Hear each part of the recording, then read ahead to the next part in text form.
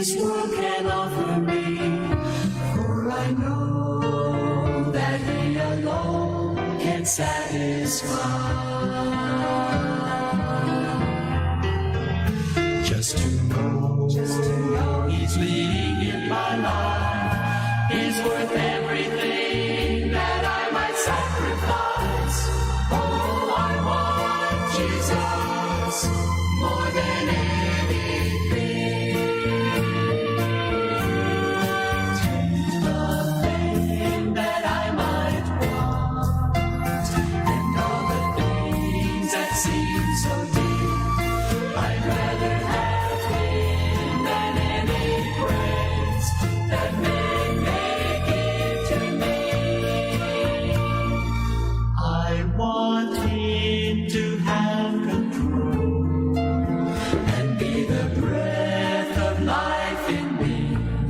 I'd rather have Jesus, I'd rather have Him than anything. He had power without end. From the heavens He ruled the universe.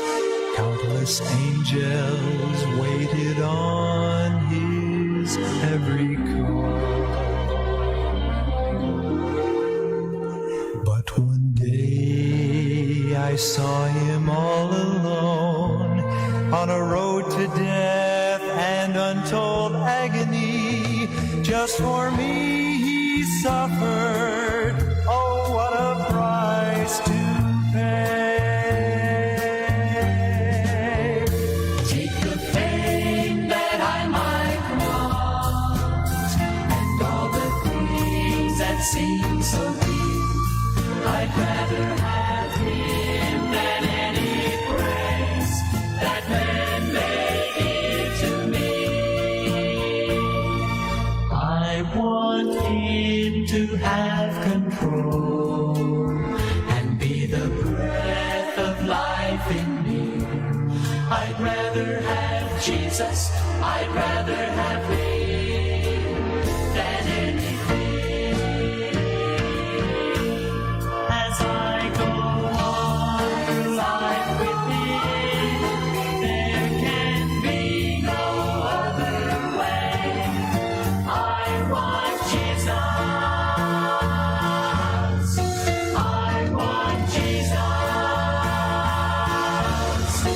Oh, I want Jesus more than anything.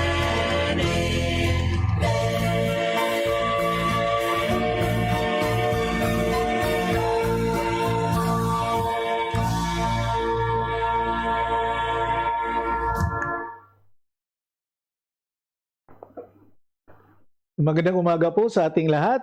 Araw po ito ng Martes, ano ba tayo ngayon? November 24 na po tayo. Kumusta po tayo mga kapatid sa Panginoon? How are you today? Kumusta po ang ating mga buhay-buhay dyan? Ito pong ating live stream po, morning devotion natin, at ito pong ating insight from His Word. Ito po yung kaibigan, Pastor Ray Sarsuela Chespa ng Northside Baptist Church dito po sa siyudad ng Davao City. Kumusta po tayong lahat? Sana po nasa mabuting kayong kalagayan at still ang iyong relationship sa Panginoon ay the best pa rin, di ba? Yan ang maganda. Kahit na po na nasa kalagitnaan tayo at mga eksperyensya natin sa buhay, pasalamatan po natin ang Panginoon. Okay? Yan po ang sabi ni Apostle Paul, di ba? In everything give thanks. Bakit? Yan po ang gusto ng Diyos. For this is the will of God. Yun, di ba? So isang bagay po na makikita po natin yan. No? Ang pagpasalamat bilang mga anak ng Diyos. Yan ang kagustuhan na dapat natin sundin. Huwag lang tayo magpasalamat kung medyo bugana. No? Huwag lang tayo magpasalamat pag ang blessing ay tuloy-tuloy. Pag may mga crisis na sa buhay, wow, talagang apektado po tayo. Good morning po kay Pastor Ronnie Galvis, Pastor, may agad dira sa imo, dira sa Negros Oriental, na Pastor. Pastor Ronnie Catanos, maayong buntag dala sa iyong pastor.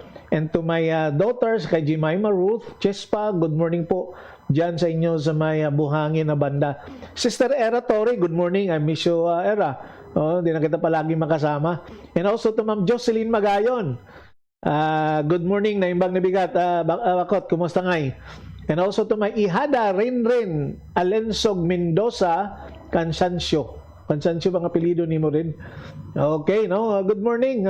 Okay na ang broadcast ni ni Pastor Brian. And also to Maymay,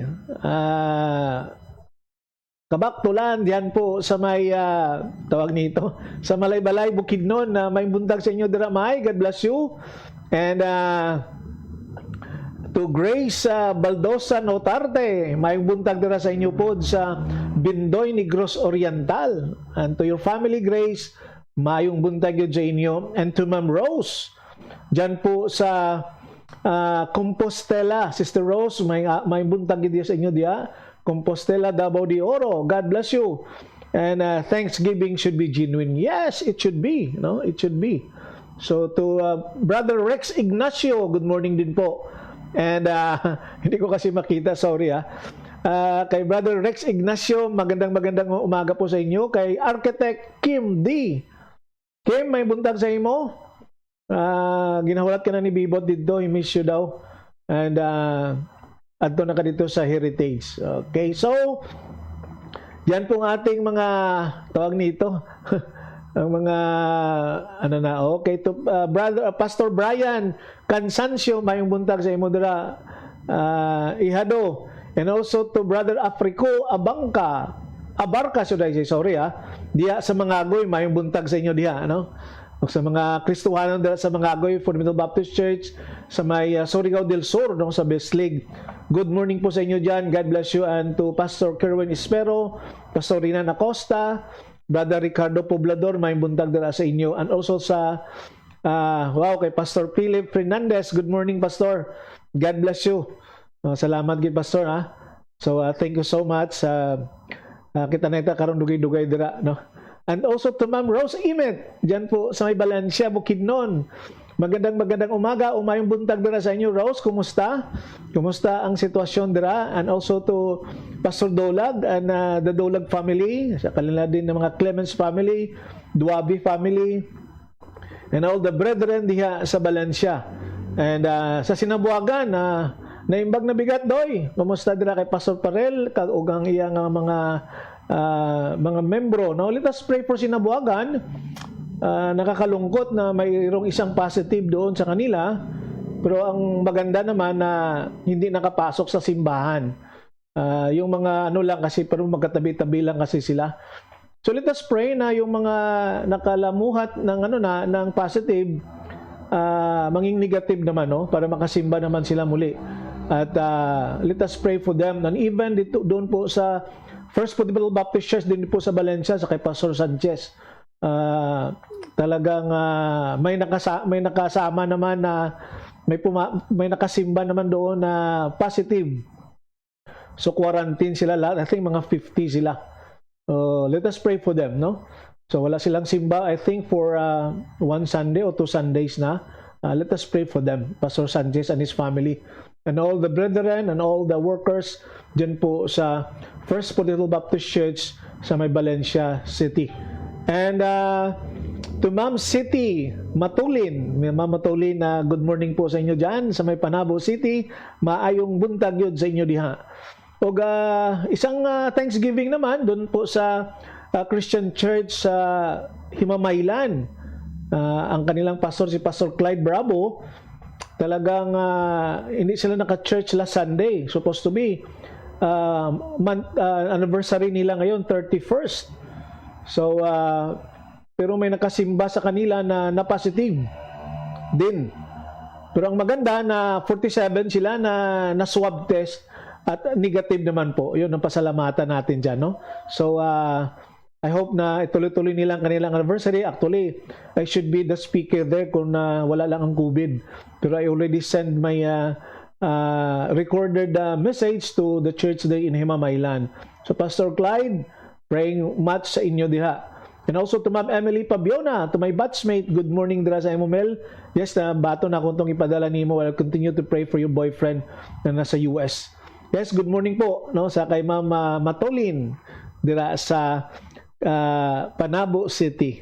So lahat po na nakakilala kay Engineer Bibot Monteclaro po, nakakalungkot kasi hindi tayo basta-basta lang na maka-join ng service. But I think mas maganda pag pumunta kayo doon na ng umaga or sa hapon, no, kasi hindi maraming tao.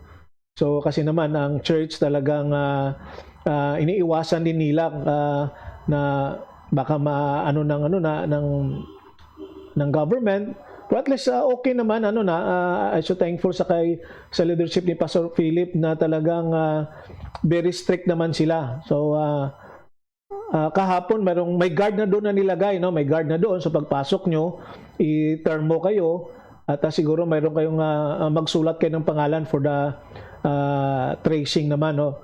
So if you want to go there, mag-text muna kayo doon, no? May number na I think sa Facebook account ni Bibot, mayroon silang number na binigay doon. Para I think that is on the service. Kasi I think 5 to 6 ang service nila, So tonight I don't know kung sino ang sponsor. But I know mamaya I think from mga 11 o'clock to 12 mayroon pong gathering ang mga pastors and workers. So if you want to go there, just inform Pastor Philip, no, para ma-monitor nila. Yun lang, nakakalungkot pag nasa labas po kayo ng Davao City, marami pong mga protocol ang dapat sundin, no? Nakakalungkot. So, pero wala tayong magawa doon, no? Just sundin lang po natin ang mga protocol. I think travel pass, yung QR ng Davao City.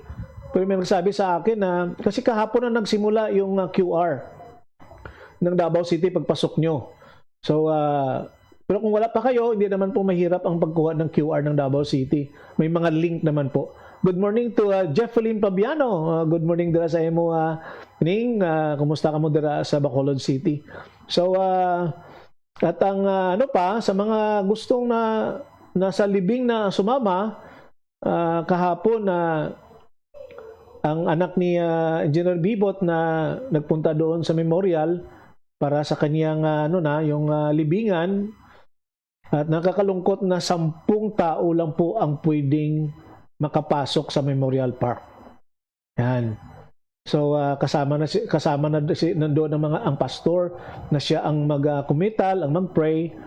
So yan po, no? Yan ang protocol ng Memorial Park, 10 tao lang. But I don't know kasi kahapon si Mrs. Monteclaro, si Ate Mensi, makiusap doon kung pwede dagdagan. Pero hoping, no, na pwede, no? So tentative po ang libing that will be on Thursday. Hindi ko pa alam kung sa umaga o sa hapon. So pasensya minsan pag tinitext si Ate Mensi, hindi siya po maka-reply, no? Kasi marami pong iniasikaso kahapon nga. Kahit na lunch namin na late na kami kasi may iniasikaso ng mga dokumento, no, mga bayranan. So let us pray for Ate Mensi, no, na pagod na po siya. But I pray na everything will be fine pag matapos na ito, no? So yan na po ang tawag nito, ang ating mga announcement, no, regarding sa burol ni Engineer Bibot Monteclaro. Okay? So sa muli, ang ating pong meditation sa umaga ito, nasa Psalm 60 na po tayo. Natapos natin kahapon ng chapter 59. So nasa Psalm 60 na po tayo. Okay? So before tayo po magpapatuloy, mag-pray muna tayo. Lord, salamat sa umagang ito for allowing us, Lord, to continue serving you through this ministry sa live stream. Salamat na libre po ang pag-share ng iyong salita sa pamagitan ng Facebook. At salamat naman, Panginoon, itong mga gadgets na ginagamit namin po para maging maliwanag ang audio, maliwanag at maganda po ang kuha ng cam. So Lord, I pray na ang bawat isa sa amin, Panginoon, ay palakasin namin ang aming panampalataya sa iyo. Lord, patawarin mo kami sa aming kakulangan, sa aming mga nagawang kasalanan sa iyong harapan.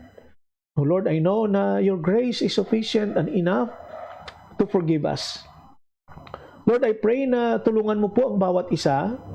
Tulungan mo na ang amin pong relasyon sa iyo ay talagang very close at ang connection namin sa iyo, Panginoon.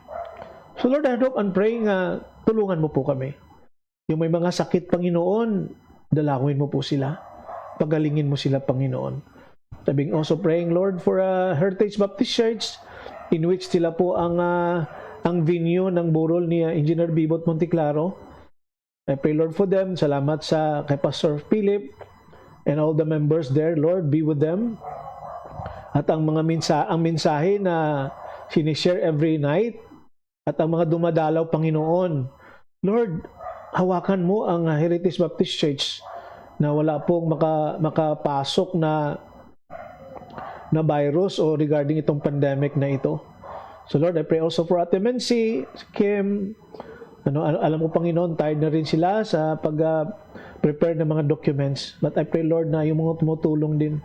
At yung mga gustong makapasok sa Davao City, Panginoon, palambutin mo po ang puso ng task force o yung mga checkpoint na they will allow them to visit Bibot. I know that Bibot have many friends. Many ang dami-dami niya, Panginoong, kakilala. At alam ko po na they want to pay a visit for the last. So Lord, thank you so much. At itong aming pong meditation sa morning na ito, Lord, panalanginin mo ito. It could reach the people who needs your words that could comfort them, could edify them, and also to those who are not able to give their lives and who is not belong to your family, Lord, may the Holy Spirit will going to touch their hearts and to convict them that they themselves will going to repent and to receive you as their Lord and Savior. Life will be changed if you are in the center, if you are in the midst or inside our hearts. So lahat po, Panginoon, na nakikinig sa amin sa umagang ito, nanonood, Lord, bless them. Ang mga pangailangan nila, Panginoon, ingatan mo rin o i-provide mo, Lord. And to my family also, my wife, my children, my apo, oh Lord, have mercy on them. In Jesus' name we pray. Amen. Okay. And also to Brother Julius Induyon, dara sa Lingig. Brother Jules,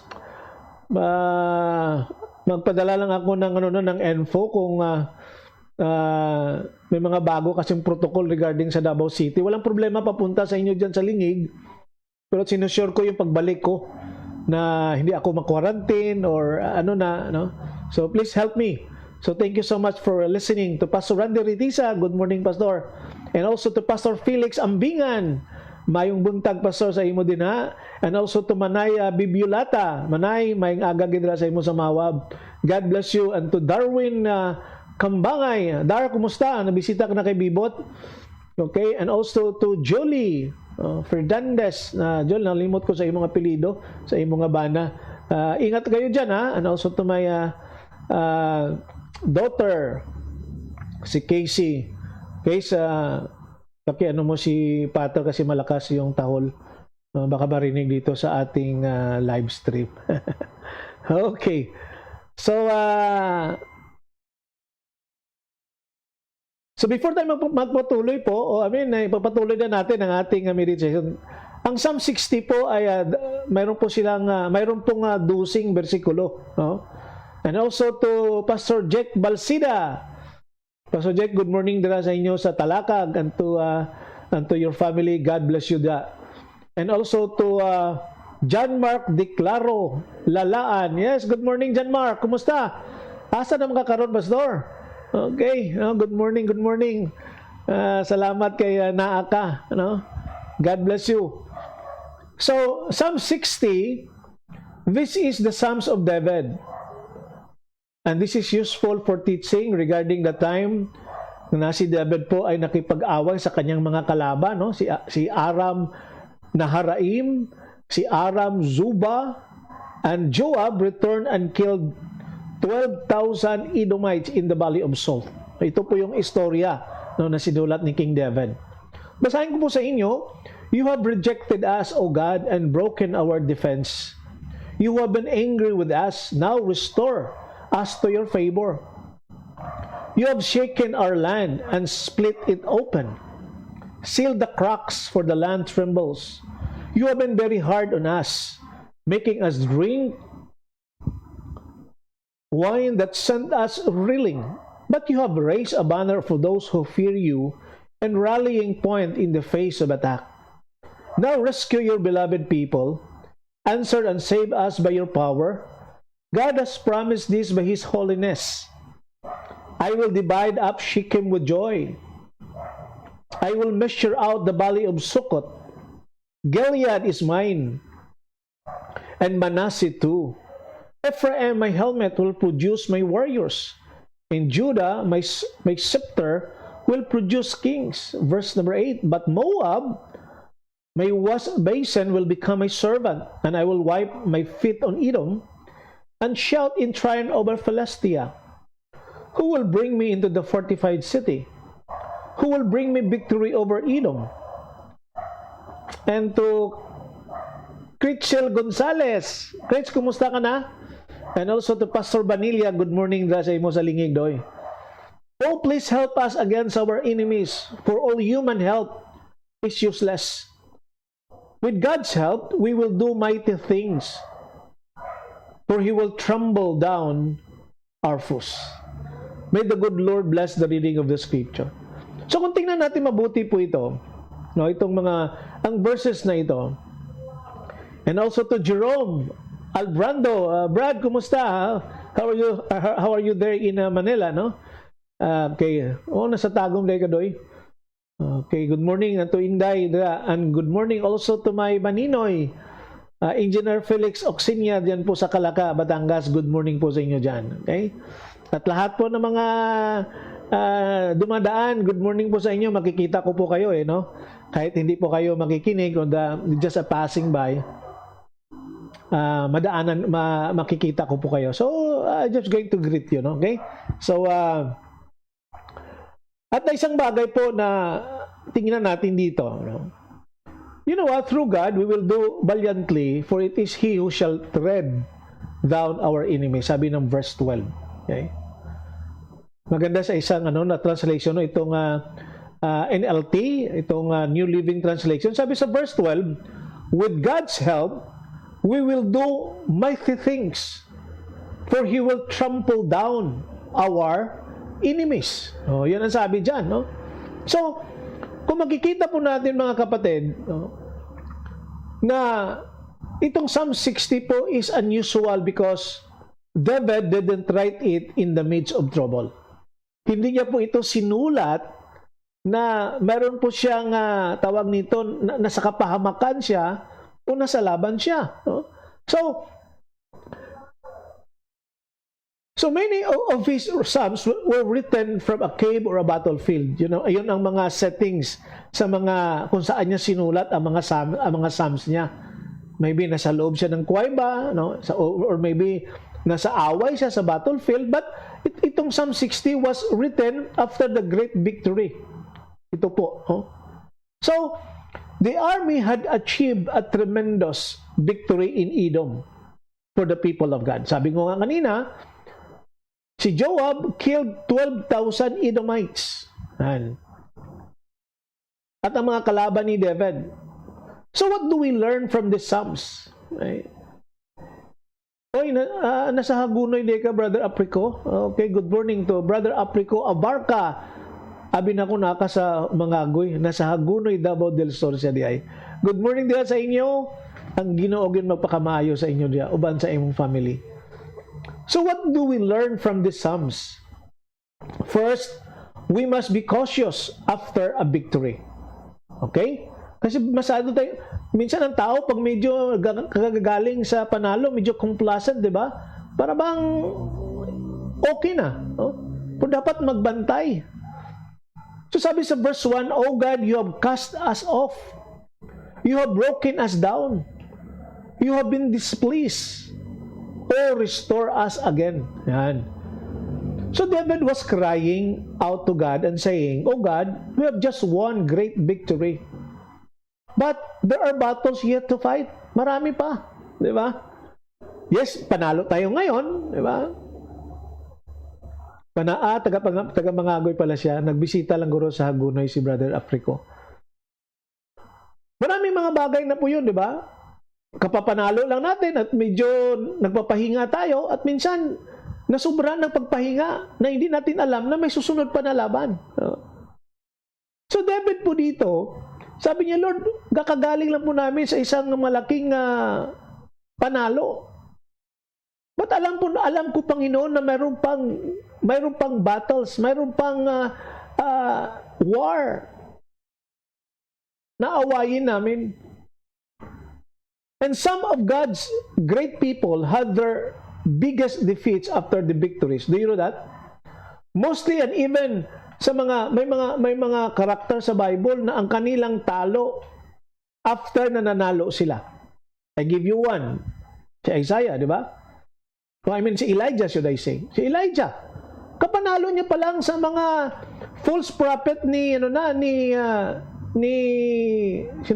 si King Ahab, di ba? At Jezebel. At pagkatapos noon, nagtago na siya. And he even tell the Lord, "Lord, could you please get my life?" Yan. So talagang so Elijah won a great victory on Mount Carmel, di ba? And then he became discouraged and suffered a great defeat in his life. So that's why tayong mga anak ng Diyos, we should be careful to win the victory after we have won the battle. So, ang ma-learn po natin sa chapter na ito ng Psalm 60 that we must be cautious after the victory. Ang pangalawa po, we are always carrying God's banner. Diba? So even after the victory, kahit tapos na po yung laban, we are still His ambassadors. We are still hinahawakan pa rin natin yung banner ng Panginoon. Hindi po natapos ang ating pagka-ambassador, ang ating pagka-messenger, pagkatapos na napanalo na po tayo. You have given a banner to those who fear you, sabi niya dyan sa verse 4, that it may be displayed because of the truth. Di ba ang banner palaging dinalagay yan sa taas, no? Hinahawakan yan at talagang pinapataas natin yan. Pero minsan makalimutan natin because of the celebration, because of that victory na binigay sa atin. So, after we won the victory, no, or as we carry a banner of truth, because we are standing for the Word of God. So after we won the victory, let's not put down the banner. Ipagpatuloy natin po na itaas ang banner na yan. Let's continue to carry it to the glory of God. Huwag nating ibaba. No? Siguro na overwhelmed tayo, okay lang yan for a while, pero huwag nating kaligtaan at huwag nating kalimutan na itayo pa rin natin ang bandila ng bilang isang anak ng Diyos para mapapurihan po natin palagi ang Diyos. And the third one, not only the first is we must be cautious about after the victory, and the second, we're always carrying God's banner, but thirdly, we must give God the glory. Yan. Diba? Yes, we're still experiencing defeat kasi sabi ko nga kanina, ang defeat natin that is always after the victory. So we should give God's glory. David give Him all of the glory for what He has done. Kasi minsan it is easy to claim the victory for yourself. For so easy after the victory to say, this is what I have done. Ganun talaga palagi, di ba? Ang honor talagang sa atin palagi. Pag mag-testimony tayo, yes, sabi natin, nagpapasalamat ako sa Panginoon kasi nga, nagawa ko po ito. Maisingit mo kaagad ang sarili mo, di ba? Na nagawa mo ang mga bagay na ito. Why not give God's glory? And never mind yourself. Mahilig ka kasi mag-selfie, di ba? Kasi kung selfie ka, ang palaging makikita, mukha mo. So, sana po makita natin ang mga bagay na yan. And we all know that God deserves our glory. He deserves your worship. Diba? It is easy to say after the victory, pride moves in and that can lead to defeat. Yan. Yan ang pinaka-worst na mangyari po sa buhay natin. Na pag ang ego na natin, yung tinatawag natin na pride of life, yan na. After the victory, ang pride, ang siya na po ang bida. Ikaw ang bida, di ba? Parang PBA, ikaw ang bida. Di ba? Pero makikita po natin yan, kapatid. It is always God could be our adoration in life.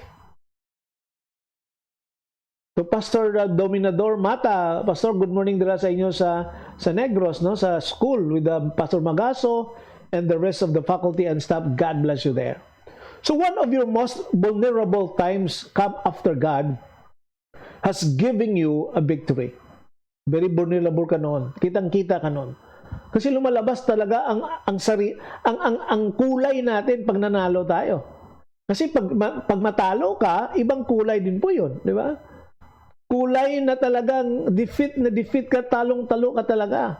So pag panalo ka naman, kung ang iyong pagka-humble ay talagang na-maintain mo, that's good. Pero kung talaga sabi nila, tingnan mo, lumalapad na ang tainga niya, lumalapad ang kanyang dalunggan.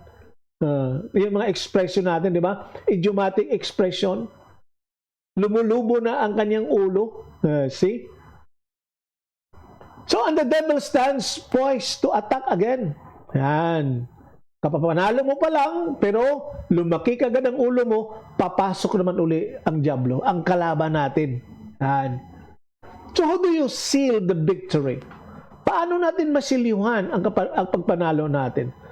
And to Esther Batukail, good morning ma'am, dala sa imo sa Panabo City. So how could we seal? Always carry the banner of God and be sure to give Him the glory. Yun po. Kasi pag dala-dala mo yung banner ng Panginoon, hindi mo maisipan na itayo ang sarili mong banner din kasi isang banner lang ang dala mo, which is sa Panginoon po yon. At habang inahawakan mo yan, pag makababa niyan at mapansin mo, bumaba, itaas mo naman uli, di ba? So, yun ang mga sikreto doon. Iyan po ang mga bagay na gawin natin kung paano masilyuhan ang ating panalo. So, the next time God gives you a victory, stay grounded in the truth of His Word and avoid entertaining any prideful thoughts. Lord, help us. Kung Manong Ramon Garcia diyan sa Canada, Manong Ramon na mayong buntag o sa oras diya sa imo sa Canada, no? God bless you and to Ging also. So, para maibigyan tayo ng mga panalo, dapat we should stay put sa katotohanan at sa salita ng Diyos. Na siya po ang manging gabay natin sa buhay nating Kristiyano. So we should avoid entertaining any prideful thoughts. Pag dumadating na yan, sabi mo, Lord, forgive me. Lord, Lord, please, have mercy on me. Kunin mo yan, yung mga pag-isip na yan na ako lang. Di ba?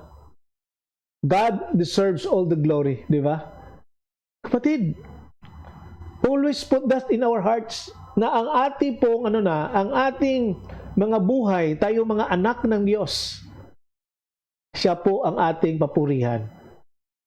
God created us to be what? To give glory to His name because that is the fear duty of a man.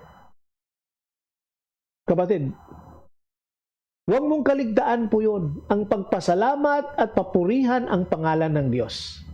Diba? Yes, good morning to Pastor Maymon Sarnicola dara sa Cavite. May ngaga dara sa inyo mon, Pastor. And to your family, God bless you po. And to all the member ng Bethel, no? Sa church niyo diyan, malapit na matapos yung simbahan niyo diyan, no? Ang testimonyo ng Panginoon diyan po sa Cavite. So, good morning po. So, kapatid, huwag nating kaligtaan po yun. No? At remember, as I said before, defeat comes after a great victory. So, dapat po, kung sa Ilonggo pa, maghalonggid kita. No? Halungan naton ina nga mga sitwasyon na mag-aabot sa aton. Nga hindi gid kita maluto sang diablo, sang yawa pagkatapos naton nagdaog sa iya. Okay? So, isang bagay po, simple lang po na paalala sa atin ni King David. Di ba? So, tatlong bagay po ang ating na-learn this morning sa Psalm 60. First, we must be conscious after the victory. At pangalawa po, we always carry God's banner and being ambassadors of Christ. And then thirdly, we must give God the glory. Do not return God's glory. Wag mo i-return. Bakit mo ibalik? Hinira mo ba yun? Kunin natin yung ganun na expression na ako, suggestion ko lang po yun, no? Because the glory of God could be seen always sa buhay po natin. Because part po ng ating pagka-grateful sa Panginoon ay yung pagpasalamat. Okay? So, muli, kapatid, kaibigan, kita-kita naman tayo bukas, alas 8 ng umaga, Monday hanggang Sabado po ang ating morning devotion, Insight from His Word. Muli, ito po ang inyong kaibigan at pastor, Pastor Ray Sarsuela Chespa ng Northside Baptist Church dito po sa siyudad ng Davao City. Okay? So, muli, maging tapat po tayo sa Diyos kasi po, ang Diyos ay tapat sa atin at ang Diyos ay hindi nagkulang sa atin. Pakinggan mo natin ang ating huling kanta, Hindi Ka Nagkulang.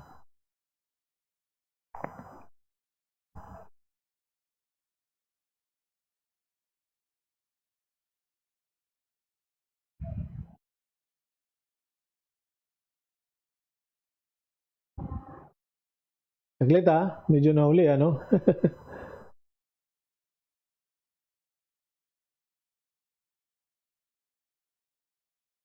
At muli po pag gusto natin na magbisita sa burol ni Engineer Bibot Ponticlaro po ay kindly text yung number na binigay ng nila doon, no? So nagpapasalamat po tayo. Gusto ko sana ipatugtog yung yung kanta ni Bibot. Kaso lang hindi ko hindi ko siya maano dito sa Kwan. Hindi ko alam kung paano i-download ang MP3. Nasa Messenger siya at praying na ma-download sana para maipatugtog ko dito. Kasi pag may patugtog ko dito, direct siya sa cellphone ko. I don't know kung makukuha siya. No? So, medyo may problema ata ang ating huling kanta. At muli, kita-kita tayo bukas po. God bless you.